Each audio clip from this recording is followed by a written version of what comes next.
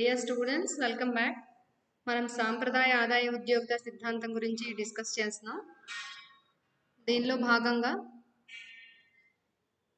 ఈ ఉద్యోగిత సిద్ధాంతాన్ని ప్రతిపాదించిన ఆర్థికవేత్తలుగా మనం ఆడమ్ స్మిత్, రికార్డో, మాల్థస్ మొదలైన సాంప్రదాయ ఆర్థికవేత్తల్ని పేర్కొన్నాం.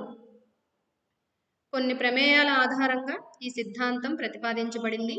ఆ ప్రమేయాలు ఏంటి అనేది మనం డిస్కస్ చేసాం. నెక్స్ట్, ఈ సూత్ర వివరణ 3 దశలుగా జరుగుతుంది అనుకున్నాం. మొదటి దశలో పొదుపు పెట్టుబడులు లేకుండా పంపిణీ అయిన ఆదాయం అంతా వినియోగంలోకి వస్తుంది అనుకున్నప్పుడు ఆదాయ ఉద్యోగిత నిర్ణయం గురించి మనం డిస్కస్ చేసాం. నెక్స్ట్ స్టేజ్లో ఆర్థిక వ్యవస్థలో పొదుపు కూడా ఉంటుంది అనుకున్నప్పుడు పొదుపు పెట్టుబడులతో కూడిన ఆదాయ ఉద్యోగిత నిర్ణయం ఏ విధంగా ఉంటుంది అని మనం డిస్కస్ చేసాం. నెక్స్ట్ స్టేజ్ ద్రవ్యము మరియు ధరల పాత్ర, అంటే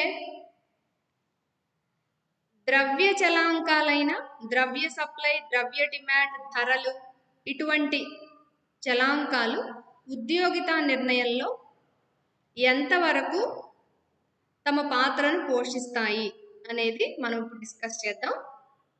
సాంప్రదాయ ఆర్థికవేత్తల అభిప్రాయంలో ఉద్యోగిత నిర్ణయంలో ద్రవ్యము మరియు ధరలు పాత్ర ఎలా ఉంటుంది అనేది మనం ఈరోజు క్లాస్లో డిస్కస్ చేద్దాం. సో మనం ముందే ఆర్థిక చలాంకాలు 2 రకాలుగా విభజించబడి ఉంటాయి అని అనుకున్నాము. నిజ చలాంకాలు, ద్రవ్య చలాంకాలు అని 2 రకాలుగా విభజించబడి ఉంటాయి అనుకున్నాము. నిజ చలాంకాలు రియల్ వేరియబుల్స్, ద్రవ్య చలాంకాలు మనీ వేరియబుల్స్ లేకపోతే నామినల్ వేరియబుల్స్ అంటారు. నిజ చలాంకాలు అంటే వస్తు సేవల ఉత్పత్తిని ఫిజికల్గా చెప్తుంటే దాన్ని నిజ చలాంకము అంటాము. ఆ వస్తు సేవల ఉత్పత్తి విలువను ద్రవ్య రూపంలో చెప్తే దాన్ని ద్రవ్య చలాంకంగా పేర్కొంటాం. సో ద్రవ్య చలాంకాలు అని చెప్తున్నవన్నీ ద్రవ్య రూపంలో ఉంటాయి. నిజ చలాంకాలు అనేవన్నీ భౌతిక రూపంలో ఉంటాయి అని మనం చెప్పొచ్చు. ఈ ఆదాయ ఉద్యోగిత నిర్ణయంలో మనం ఇంతకు ముందు అంతా నిజ చలాంకాల పాత్ర చూసాం. మూలధనం పాత్ర, సాంకేతిక పరిజ్ఞానం పాత్ర, శ్రమ యొక్క పాత్ర, ఇలా. ఈరోజు క్లాసులో మనం ద్రవ్య చలాంకాల పాత్ర ఏ విధంగా ఉంటుంది, సాంప్రదాయ ఆర్థికవేత్తల ప్రకారం ఆదాయ ఉద్యోగిత నిర్ణయంలో ద్రవ్య చలాంకాలు ఎటువంటి పాత్రను పోషిస్తాయి అనేది డిస్కస్ చేద్దాం. సో సాంప్రదాయ ఆర్థికవేత్తల ప్రకారం ధరల స్థాయిని నిర్ణయించేది ద్రవ్య సప్లై. వీళ్ళ దృష్టిలో ద్రవ్యం అనేది ధరల స్థాయిని నిర్ణయిస్తుంది. ఇంకా ధరల స్థాయిని ప్రభావితం చేసే అంశం ఏంటి అంటే అది ద్రవ్య సప్లై. ఈ సాంప్రదాయ ఆర్థికవేత్తలు ఈ స్టేట్మెంట్ని మనకి చెప్పేటప్పుడు సాంప్రదాయ ద్రవ్యరాశి సిద్ధాంతాన్ని ఆధారంగా చేసుకొని ఈ స్టేట్మెంట్ ఇవ్వటం జరిగింది. ఈ సాంప్రదాయ ద్రవ్యరాశి సిద్ధాంతం అనేది ఇర్వింగ్ ఫిషర్ అనే ఆర్థికవేత్త చెప్పిన సమీకరణం మీద బేస్ అయి ఉంది. ఏంటి ఇర్వింగ్ ఫిషర్ అనే ఆర్థికవేత్త ధరల స్థాయి, ద్రవ్య సప్లై వీటి గురించి ఏం చెప్పాడు అనేది మనం చూస్తే ఇర్వింగ్ ఫిషర్ సమీకరణం ఏంటి అంటే P = MV by Y. Irving Fisher సమీకరణం P = MV by Y.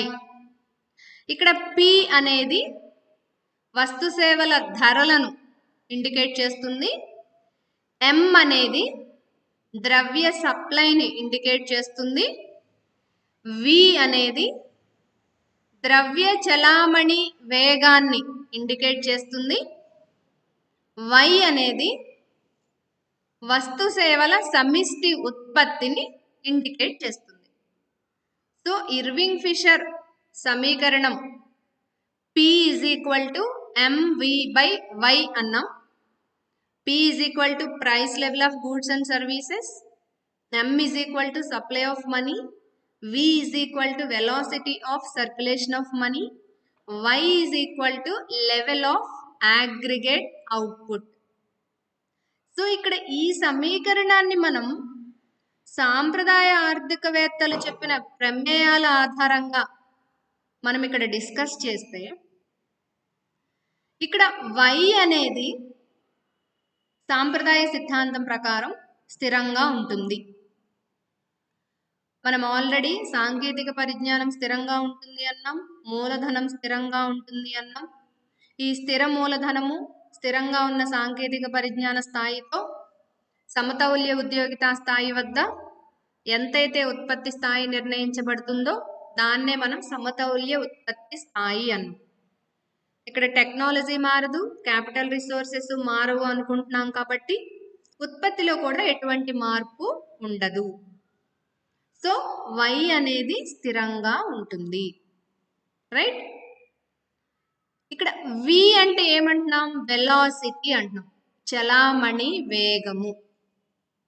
ఏంటి ఈ చలామణి వేగము?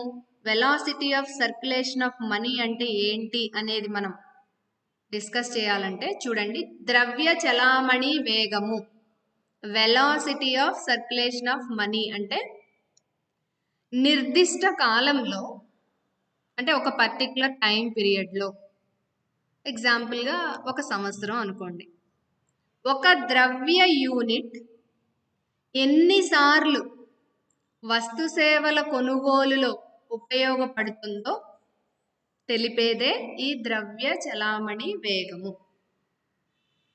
మళ్ళీ చెప్తున్నాను, ద్రవ్య చలామణి వేగం అంటే నిర్దిష్ట కాలంలో ఒక ద్రవ్య యూనిట్ ఎన్నిసార్లు వస్తు సేవల కొనుగోలులో ఉపయోగపడుతుందో తెలిపేది ద్రవ్య చలామణి వేగము.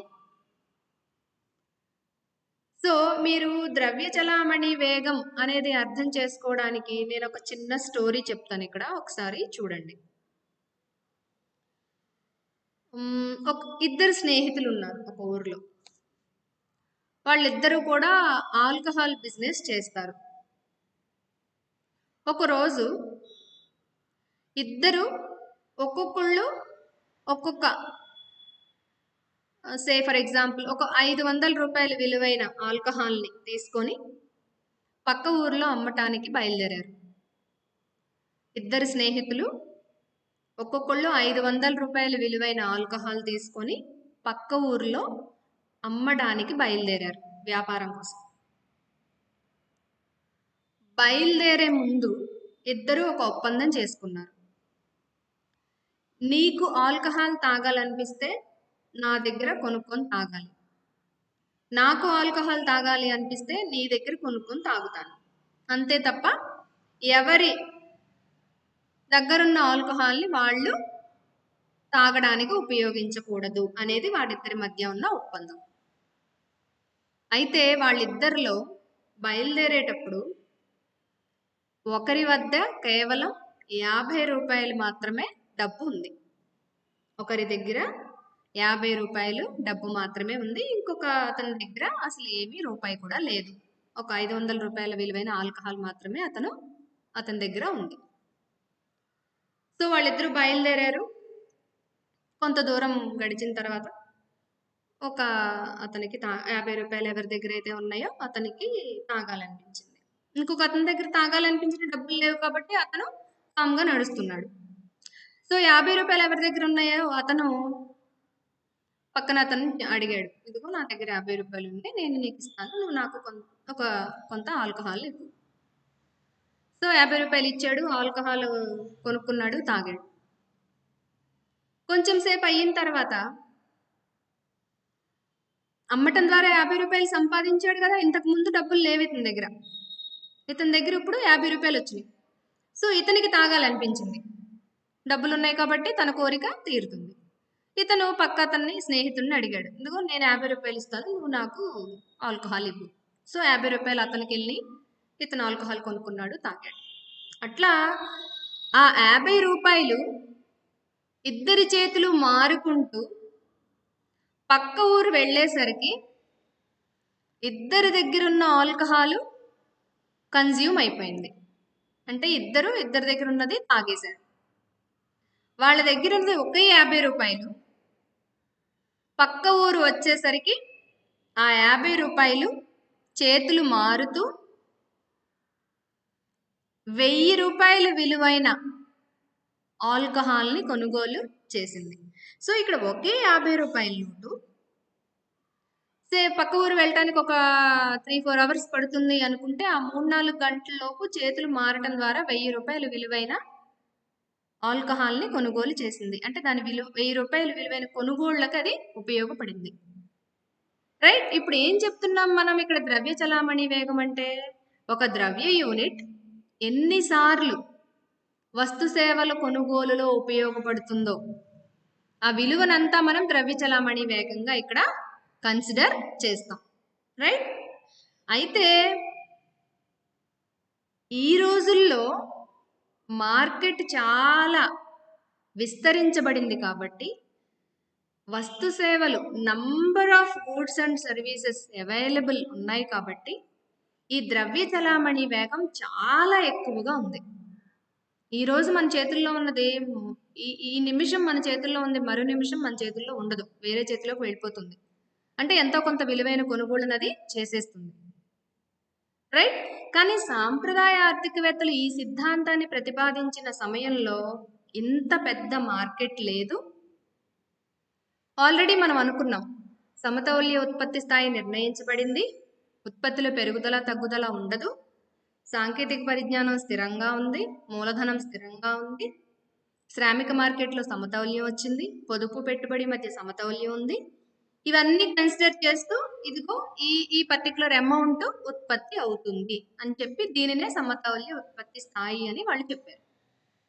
సో ఈ ఉత్పత్తి స్థాయి మారదు అంటున్నాం కాబట్టి చలామణిలో ఉన్న ద్రవ్యం యొక్క వేగం కూడా స్థిరంగానే ఉంటుంది. అంటే ఇది ఇంత స్పీడ్గా ట్రాన్సాక్షన్స్ చేయటానికి అనువుగా అక్కడ మార్కెట్ లేదు.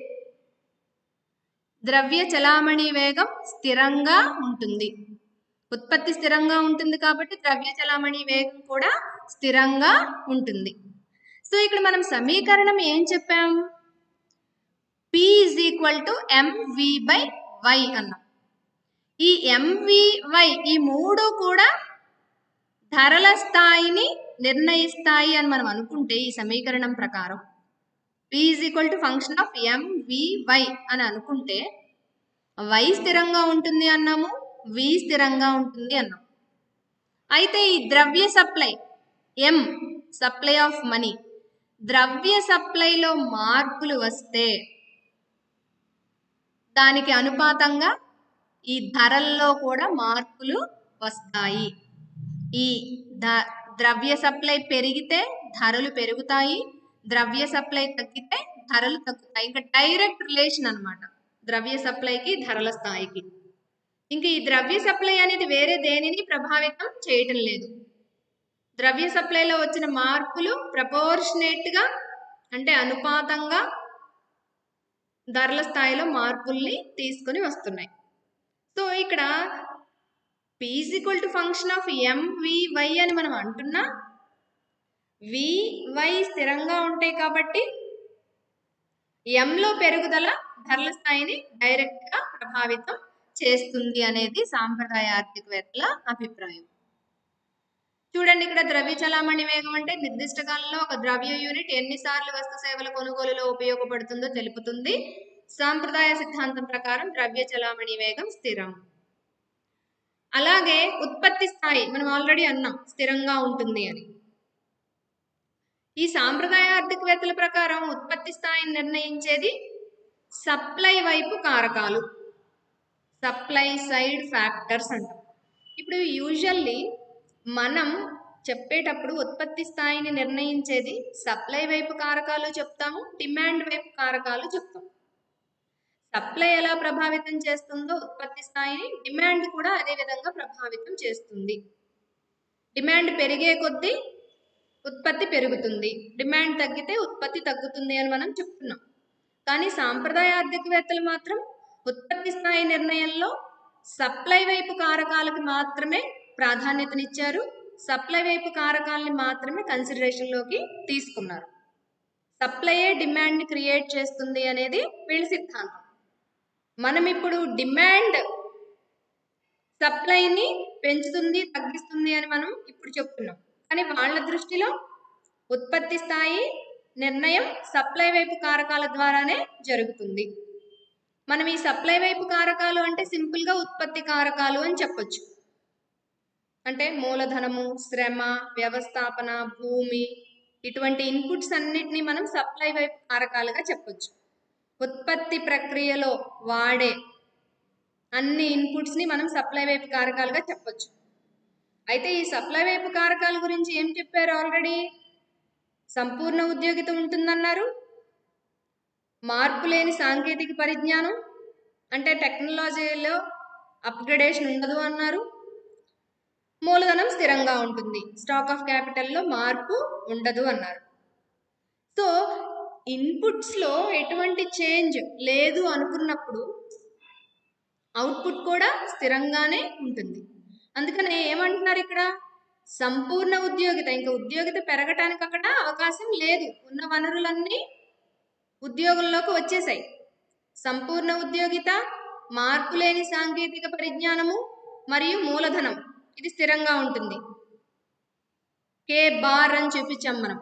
Q is equal to K bar and N వీళ్ళ సమీకరణం. ఈ మూలధనంతో సమిష్టి ఉత్పత్తి కూడా స్థిరంగా ఉంటుంది.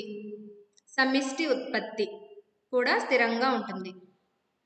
సో ఉత్పత్తి స్థిరంగా ఉంటుంది అన్నాం కాబట్టి ఈ సమిష్టి సప్లై స్థిరంగా ఉంటుంది. సమిష్టి సప్లై రేఖ y అక్షానికి సమాంతరంగా ఉంటుంది. ధరలు పెరిగినా ఈ సప్లై మారడం అనేది ఉండదు. మామూలుగా మనం ఏం చెప్తాం? ధరలు పెరిగితే సప్లై పెరుగుతుంది అని చెప్తాం, ధరలు తగ్గితే సప్లై తగ్గుతుంది అని చెప్తాం. యూజువల్గా మనం ధరలకి సప్లైకి సంబంధాన్ని వివరించేటప్పుడు ధరలకి సప్లైకి మధ్య అనులోమ సంబంధం ఉంటుంది అని చెప్తాం. ధరలు పెరిగితే సప్లై పెరుగుతుంది, ధరలు తగ్గితే సప్లై తగ్గుతుంది అని. వీళ్ళు సాంప్రదాయ ఆర్థికవేత్తలు ఏం చెప్తున్నారు? ధరలు పెరిగినా సప్లైలో ఎటువంటి మార్పు ఉండదు, ఎందుకంటే already equilibrium level of output అనేది డిసైడ్ అయిపోయింది, రైట్? అట్లా సప్లైలో మార్పు ఉండదు. VY స్థిరంగా ఉంటాయి కనుక ద్రవ్య సప్లైలో మార్పులు ధరల స్థాయిలో అనుపాత మార్పును తీసుకువస్తాయి. ద్రవ్య సప్లై పెరిగితే ధరల స్థాయి పెరుగుతుంది, ద్రవ్య సప్లై తగ్గితే ధరల స్థాయి తగ్గుతుంది. చూడండి, మనం ఈ డయాగ్రామ్లో ఈ ద్రవ్య చలాంకాల యొక్క సంబంధాన్ని మనం ఇక్కడ వివరించాం. చూడండి, X అక్షం మీద సమిష్టి ఉత్పత్తి అగ్రిగేట్ అవుట్పుట్, Y అక్షం మీద ధరల స్థాయి ప్రైస్ లెవెల్ని చూపించాం. మనం ఆల్రెడీ చెప్పుకున్నట్లుగానే సమిష్టి సప్లై రేఖ Y అక్షానికి సమాంతరంగా ఉంది. చూడండి, ఇది ఏఎస్ లైన్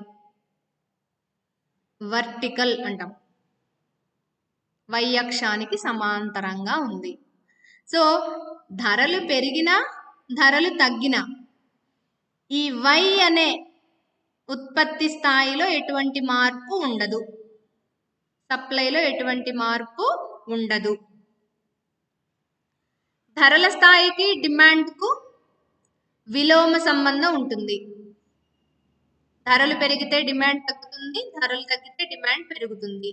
అందుకని సమిష్టి డిమాండ్ రేఖ ఎడమ నుంచి కుడికి క్రిందికి వాలి ఉంటుంది.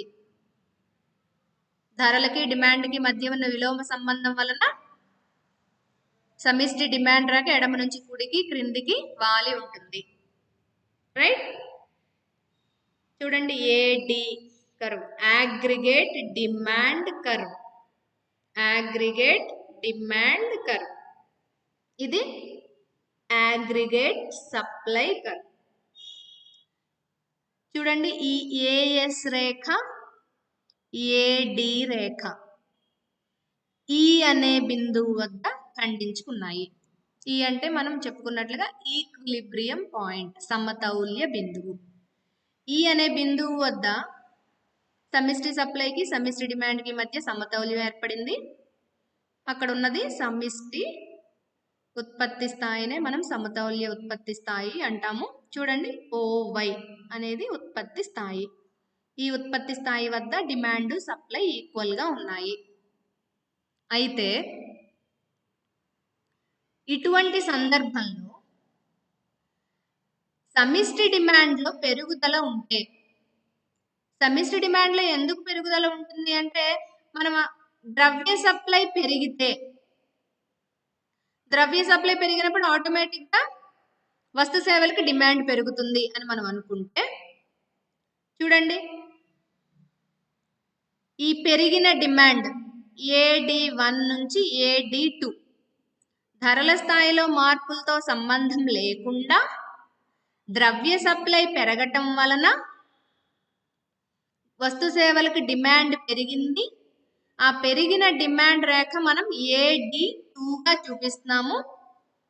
సో డిమాండ్ పెరిగినప్పుడు ఇక్కడ సప్లైలో ఎటువంటి మార్పు లేదు. OY అదే OY సప్లై, అదే ఉత్పత్తి స్థాయి.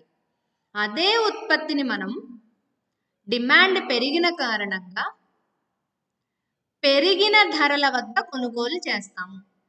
చూడండి, P1 నుంచి P2కి ఇక్కడ ప్రపోర్షనేట్గా ధరల స్థాయిలో కూడా మనం పెరుగుదల చూపించాం. AD1 నుంచి AD2కి డిమాండ్ పెరిగింది. దీని కారణంగా P1 నుంచి P2కి ధరల స్థాయి పెరిగింది. ఇక్కడ డిమాండ్ పెరిగింది అంటే ఈ పెరుగుదల కారణం మనం ద్రవ్య సప్లైలో వచ్చిన మార్పు అంటున్నాం.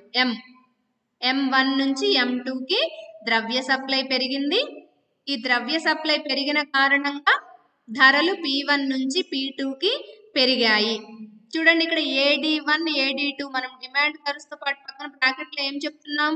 M1V, M అంటే ద్రవ్య సప్లై, V అంటే వెలాసిటీ అనేది మనం అనుకుంటే, ఈ ద్రవ్య సప్లై ఇంటూ వెలాసిటీ వేస్తే మనకి ఎంత విలువైన ఉత్పత్తి డిమాండ్ చేయబడుతుంది అనేది మనకి ఇక్కడ తెలుస్తుంది. రైట్, ద్రవ్య సప్లై M1 నుంచి M2కి పెరిగింది. ఈ పెరిగిన ద్రవ్య సప్లై డిమాండ్ పెరుగుదల కారణమైంది. ఈ పెరిగిన ద్రవ్య సప్లై P1 నుంచి P2కి ధరల స్థాయిని పెంచింది. అదే OY ఉత్పత్తిని మనం ఇంతకుముందు P1 ధరల స్థాయి వద్ద కొనుగోలు చేశాము. ఇప్పుడు P2 ధరల స్థాయి వద్ద కొనుగోలు చేస్తున్నాము. అంటే ద్రవ్య సప్లై పెరిగిన కారణంగా ధరలు పెరిగి డిమాండ్ని సప్లైని ఈక్వల్ చేశాయి. కొత్త సమతౌల్య బిందువు E2. సో ఇక్కడ సాంప్రదాయ ఆర్థికవేత్తల ప్రకారం ద్రవ్య చలాంకాలు అంటే ద్రవ్య సప్లైలో మార్పు కేవలం ధరల స్థాయిలో మార్పుల్ని తీసుకువస్తుంది తప్ప నిజ చలాంకాలలో ఎటువంటి మార్పును తీసుకురాదు. మనం యూజువల్గా ఏం చెప్తాం? ద్రవ్య సప్లై పెరిగింది,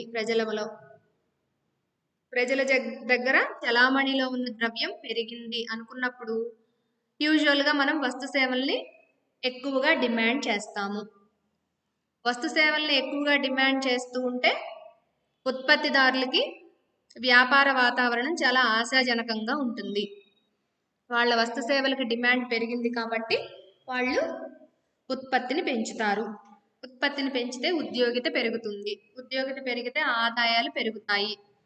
ఆదాయాలు పెరిగితే ప్రజల కొనుగోలు శక్తి పెరుగుతుంది. ఇలా మనం అన్నిటినీ పాజిటివ్గా ఇన్ఫ్లుయెన్స్ అవుతున్నట్టుగా మనం ఇన్ జనరల్ చెప్తాం.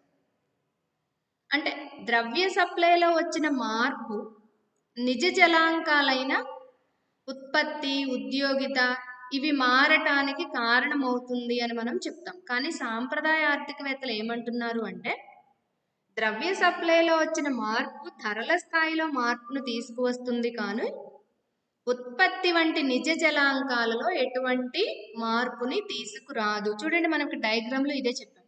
M1 నుంచి M2కి ద్రవ్య సప్లై పెరిగితే ధరలు P1 నుంచి P2కి పెరిగినాయి తప్ప OY ఉత్పత్తి స్థాయిలో ఎటువంటి మార్పు లేదు. ఇంతకుముందు ఎంతైతే ఉత్పత్తి జరిగిందో ఇప్పుడు కూడా అంతే ఉత్పత్తి జరిగింది. ఇంతకుముందు ఎంత సప్లై ఉందో ఇప్పుడు కూడా అంతే సప్లై ఉంది.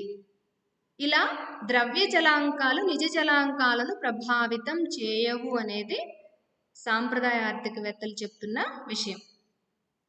అలాగే ద్రవ్య సప్లైలో మార్పులు వడ్డీ రేటును కూడా ప్రభావితం చేయవు.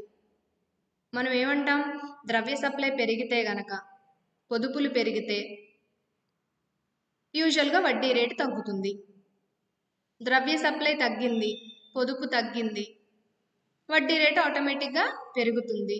ఇలా మనం ద్రవ్య సప్లైలోను ద్రవ్య డిమాండ్లోను వచ్చే మార్పులు వడ్డీ రేటుని పెరగటం తగ్గటం అనేది చేస్తాయి అని మనం చెప్తున్నాం. కానీ ఈ ద్రవ్య సప్లైలో మార్పులు వడ్డీ రేటుని ప్రభావితం చేయవు అనేది సాంప్రదాయ ఆర్థికవేత్తలు నమ్మిన మరొక విషయం. వీళ్ళ దృష్టిలో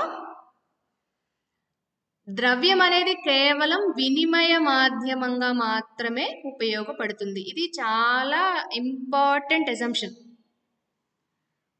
మన సాంప్రదాయ సిద్ధాంతాన్ని అర్థం చేసుకోవడానికి మనం ఈ అజంప్షన్ని కూడా చాలా జాగ్రత్తగా అర్థం చేసుకోవాలి. ఎలా వీళ్ళు ద్రవ్య చలాంకాలు నిజ చలాంకాలని ప్రభావితం చేయవు అన్నారు అంటే, వీళ్ళ దృష్టిలో ద్రవ్యం అనేది కేవలం వినిమయ మాధ్యమంగా మాత్రమే ఉపయోగపడుతుంది. వినిమయ మాధ్యమం అంటే మీడియం ఆఫ్ ఎక్స్చేంజ్. అంటే ఓన్లీ వస్తు సేవల కొనుగోళ్ళకి మాత్రమే ద్రవ్యాన్ని ఉపయోగిస్తాము. ట్రాన్సాక్షన్స్ పర్పస్గా మాత్రమే ఈ డబ్బు అనేది ఉపయోగపడుతుంది. మనం ద్రవ్యాన్ని ఆవిర్భావం జరిగినప్పుడు మనం కూడా అలాగే అనుకున్నాం. ద్రవ్యం అనేది మీడియం ఆఫ్ ఎక్స్చేంజ్. ఆ పర్పస్ కోసమే మనం ద్రవ్యాన్ని కనిపెట్టడం జరిగింది. కానీ అలా కనిపెట్టబడిన ద్రవ్యం ఈ రోజున మీడియం ఆఫ్ ఎక్స్చేంజ్తో పాటు ఇంకా చాలా ఫంక్షన్స్ని నెరవేరుస్తుంది. దాచుకోవడానికి వాడుతున్నాము, విలువని లెక్క కట్టడానికి వాడుతున్నాము, భవిష్యత్తు చెల్లింపులకు వాడుతున్నాము. అసలు జీవితం మొత్తం ద్రవ్యమే అయిపోయింది ఇప్పుడు. కానీ సాంప్రదాయ ఆర్థికవేత్తలు మాత్రం ద్రవ్యాన్ని కేవలం వినిమయ మాధ్యమంగానే చూశారు. అది కేవలం కొనుగోళ్ల దగ్గర మాత్రమే ఉపయోగపడుతుంది. ఇంకా వేరే ఎటువంటి విధుల్ని అది నిర్వర్తించదు. వేరే ఏ విధుల్ని నిర్వర్తించదు అంటే ఇంకా వేరే ఏ అంశాన్ని అది ప్రభావితం చేసే అవకాశమే లేదు. ద్రవ్య సప్లై కానీ ద్రవ్య డిమాండ్ కానీ వడ్డీ రేట్ని నిర్ణయించదు. పొదుపు పెట్టుబడుల మధ్య సమానత్వం యాజ్ యూజువల్ అలాగే ఉంటుంది. పొదుపు పెట్టుబడుల మధ్య సమానత్వం లేకపోతే వడ్డీ రేట్లో వచ్చే మార్పు ఈ రెండింటిని మళ్ళీ సమానత్వం దశకు తీసుకువస్తాయని మనం ఆల్రెడీ చెప్పుకున్నాం. సో వడ్డీ రేట్ని ప్రభావితం చేయదు, పొదుపు పెట్టుబడిని ప్రభావితం చేయదు. ద్రవ్య సప్లై పెరగటం వలన ధరలు పెరుగుతాయి అనుకున్నాం కదా. అలా ధరలు పెరిగినప్పుడు ఉత్పత్తిదారులు పెట్టుబడిని పెంచుతారు అని అనుకుంటే, ధరలు పెరగటం వలన పెట్టుబడి పెరగటంతో పాటు వేతనాలు పెరిగి పొదుపుని కూడా పెంచే అవకాశం ఉంది. వేతనాలు ఇన్ ద సెన్స్ మీరు లాభం అనుకోండి. ద్రవ్య సప్లై పెరగటం వల్ల పెరిగిన ధరలు పెట్టుబడిని పెంచుతాయని అనుకున్నా, ఆ సమయంలో కూడా పొదుపు పెట్టుబడి మధ్య అసమానత్వం ఏమీ రాదు. పెట్టుబడి పెరిగితే ఆటోమేటిక్గా లాభాలు పెరగటం వల్ల పొదుపు కూడా పెరుగుతుంది. కనుక అదే వడ్డీ రేటు వద్ద, ఇంతకు ముందు ఎంతైతే వడ్డీ రేటు ఉందో అదే వడ్డీ రేటు వద్ద పొదుపు పెట్టుబడి సమానంగా ఉంటాయి. అదే వడ్డీ రేటు వద్ద పెరిగిన పెట్టుబడికి సమానంగా పొదుపు క్రియేట్ అవుతుంది. పొదుపు పెట్టుబడుల మధ్య సమానత్వం వస్తుంది. అంటే వడ్డీ రేట్ని ఈ పెరిగిన ద్రవ్య సప్లై ఏ విధంగానూ ప్రభావితం చేయదు అని చెప్పటం ఈ సాంప్రదాయ ఆర్థికవేత్తల యొక్క ఉద్దేశం. ద్రవ్య సప్లై పెరగటం వల్ల ధరలు పెరుగుతాయి తప్ప ఈ పొదుపు పెట్టుబడి మధ్య సమానత్వం డిస్టర్బ్ అవ్వదు, సమతౌల్య ఉత్పత్తి స్థాయి డిస్టర్బ్ అవ్వదు, శ్రామిక ఉద్యోగిత డిస్టర్బ్ అవ్వదు, ఏది డిస్టర్బ్ అవ్వదు. ఏ ప్రమేయాల మీద అయితే వీళ్ళ సిద్ధాంతాన్ని ప్రతిపాదించారో ఆ ప్రమేయాలన్నీ అలాగే ఉంటాయి, అవే సిస్టంలో సస్టైన్ అవుతాయి. ఈ ద్రవ్య చలాంకాలు నిజ చలాంకాలను ఏ విధంగానూ ప్రభావితం చేయవు. కాబట్టి ఇంతకు ముందు ఏ విధంగా సమతౌల్య ఉత్పత్తి స్థాయి, శ్రామిక మార్కెట్ సమతౌల్యం, పొదుపు పెట్టుబడుల మధ్య సమతౌల్యం ఏర్పడతాయి అనుకున్నామో అవి యాజ్ యూజువల్ అలాగే కంటిన్యూ అవుతాయి. ద్రవ్య సప్లైలో వచ్చే మార్పులు కేవలం ధరలు మాత్రమే పెరగటానికి కారణమవుతాయి. ఈ పెరిగిన ధరలు కూడా పెట్టుబడి పొదుపులు మధ్య సమానత్వాన్ని డిస్టర్బ్ చేయటం కూడా జరగదు. అన్ని కండిషన్స్ ఐడియల్గా ఉంటాయి అనేది వీళ్ళు పూర్తిగా నమ్మారు. సో ఇలా ద్రవ్య చలాంకాలు నిజ చలాంకాలను ప్రభావితం చేయవు. అంటే చలామణిలోకి వచ్చే ద్రవ్యం పెరిగినంత మాత్రాన ఇంతకు ముందు ఉన్న సమతౌల్య పరిస్థితులు ఏ విధంగానూ మారవు. కేవలం ధరల పెరుగుదల మాత్రమే అక్కడ జరిగే మార్పు అనేది సాంప్రదాయ ఆర్థికవేత్తల అభిప్రాయం. సో ఈ ద్రవ్య చలాంకాల పాత్రను కొంచెం జాగ్రత్తగా అర్థం చేసుకోండి. ఏం లేదు, సింపుల్గా ఫిషర్ సమీకరణం ఒకసారి అర్థం చేసుకోండి. ఫిషర్ సమీకరణాన్ని ఆధారంగా చేసుకొని వీళ్ళు సిద్ధాంతాన్ని చెప్పారు కాబట్టి దాని ప్రకారం ద్రవ్య సప్లై ధరల పెరుగుదలకు కారణమవుతుంది. ధరలు పెరగటం అనేది నిజ చలాంకాలను ఏ రకంగానూ ప్రభావితం చేయదు. సో టోటల్గా ద్రవ్య చలాంకాలు నిజ చలాంకాలను ప్రభావితం చేయవు. ఉద్యోగిత నిర్ణయంలో వీటి పాత్ర ఉండదు అని సాంప్రదాయ ఆర్థికవేత్తలు అభిప్రాయపడినట్లుగా మనం చెప్పొచ్చు. సో జాగ్రత్తగా వినండి, అర్థం చేసుకోండి. Good luck. మళ్ళీ నెక్స్ట్ క్లాస్లో మనం టోటల్గా ఈ శ్రామిక మార్కెట్ సమతౌల్యము, సమతౌల్య ఉత్పత్తి స్థాయి, పొదుపు పెట్టుబడుల మధ్య సమతౌల్యము, ఈ ద్రవ్య చలాంకాల పాత్ర, ఇవన్నిటిని ఒకసారి కన్సాలిడేట్ చేసుకుంటూ ఉత్పత్తి ఉద్యోగిత ఏ విధంగా నిర్ణయించబడతాయి అనేది మనం చూద్దాం. Okay, good luck.